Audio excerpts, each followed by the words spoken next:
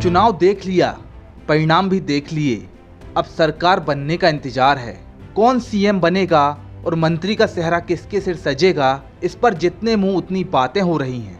लेकिन हमारे मन में मध्य प्रदेश में कांग्रेस को लेकर कुछ सवाल चल रहे हैं, सोचा आपसे साझा कर लेते हैं। चलिए हमारे सहयोगी अदृश्य के साथ जानते हैं आखिर क्या थी वजह जो कांग्रेस आसमान से सीधे जमीन पर आ गई।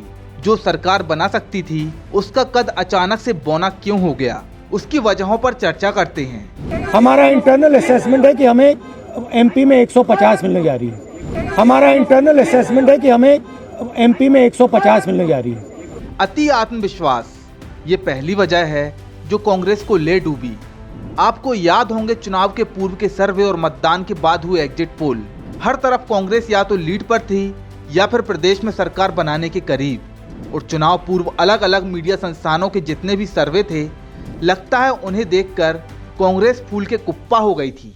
बस यहीं से शुरू होता है लापरवाही का दौर, जब प्रदेश के नेतृत्व से लेकर इनका हाईकमान भी ओवर कॉन्फिडेंस में आकर लापरवाह हो गया। चलिए इसे आंकड़ेवार ही समझ लेते हैं। इसके लिए आपको भाजपा की चुनावी रणनीति को नजदीक से समझना होगा। उसे देखकर आप सीधा समझ जाएंगे कि भाजपा कहां टाइट हुई और कांग्रेस कहां ढीली। सबसे पहले भाजपा की बात करें तो प्रदेश के नेतृत्व के अलावा शीर्ष नेतृत्व ने इस चुनाव को बड़ी गंभीरता से लिया। यही वजह है कि खुद प्रधानमंत्री नरेंद्र मोदी चुनाव के मैदान में पूरे प्रदेश भर में सभाएं और रैलियां करते रहे। उन्होंने इस दौरान 14 जनसभाओं के साथ एक रोड शो इंदौर में किया, जहां पूरा इंदौर भाजपामय हो गया। इसी तरह केंद्रीय मंत्री अमित शाह ने भी अपने दौरों में कमी नहीं की। उन्होंने भी इस दौरान 17 रैली, 2 रोड शो और 2 मंदिरों में भगवान के दर्शन कर विजयश्री का आशीर्वाद मांगा। अब भाजपा प्रदेश के नेतृत्व की बात करते हैं तो सीएम शिवराज सिंह चौहान ने पूरे प्रदेश में कई दर्जन, कहा जाए तो सैकड़ों रैलियां, सभाएं और रोड शो के माध्यम से चक्कर लगाए। इसी तरह पार्टी के प्रदेश अध्यक्ष वीडी शर्मा से लेकर कई बड़े नेता कई विधानसभाओं में जाकर जनता से संवाद स्थापित करते रहे। भाजपा ने अपने स्टार प्रचारक प्रचार के दौरान जनता के बीच पहुंचाए। वहीं केंद्रीय मंत्रियों से लेकर दूसरे प्रदेशों के विधायक लगातार वोटरों से संपर्क स्थापित करने में जुटे थे। चलिए अब मूल मुद्दे कांग्रेस पर आते हैं तो यहाँ पार्टी के पूर्व अध्यक्ष राहुल गांधी ने 10 रैली के साथ 2 रोड शो किए। वहीं महासचिव प्रियंका वाड्रा ने 10 रैली और 2 रोड शो किए। कभी कभार राष्ट्रीय अध्यक्ष मल्लिकार्जुन खड़गे भी दिखाई दे जाते थे। कुछ बड़े नेताओं को कभी कभार बुलाया जरूर, लेकिन महज औपचारिकता के लिए।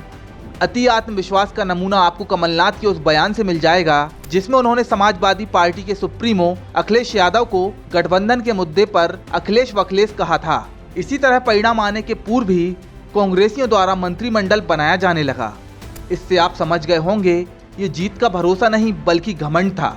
इसी तरह स्टार प्रचारकों को जमीन में उतारने की कांग्रेस ने कोई परवाह नहीं की। कांग्रेस ने एक बड़ी गलती और की, बेरोजगारों, किसानों से लेकर जातिगत जनगणना का मुद्दा तो उठाया, लेकिन वह कैश नहीं कर सकी। इसी तरह पार्टी का वचन पत्र लाने में भी कुछ ज्यादा ही विलंब कर दिया। अब जरा जबलपुर की स्थिति को भी जान लेते हैं। यहाँ कई कांग्रेस विधायक ऐसे रहे जो खुद की सीट जीतने की फिक्र छोड़कर अपने ही पार्टी के दूसरे प्रत्याशी को हराने में जुटे रहे। यह किसी से ढका छुपा नहीं है भाई, पब्लिक है, सब जानती है। तो हमने कांग्रेस की हार के प्रारंभिक कारण बता दिए, आगे इस पर और विश्लेषण होगा। लेकिन सबसे बड़ी बात, राहुल गांधी द्वारा राष्ट्रीय स्तर पर उठाए गए जातिगत जनगणना का मुद्दा काम नहीं आया। वहीं जनता ने इस मुद्दे को ठेंगा दिखा दिया। इसी तरह सनातन विरोध की बातें भी सामने आईं। खुद कांग्रेस के वरिष्ठ नेता आचार्य प्रमोद कृष्णन का बयान आया है कि कांग्रेस को सनातन का श्राप लगा है। सनातन का विरोध हमें ले डूबा। जातिवादी राजनीति को कभी इस देश ने स्वीकार नहीं किया है। जातिवादी राजनीति और सनातन का विरोध ये हमें ले डूबे।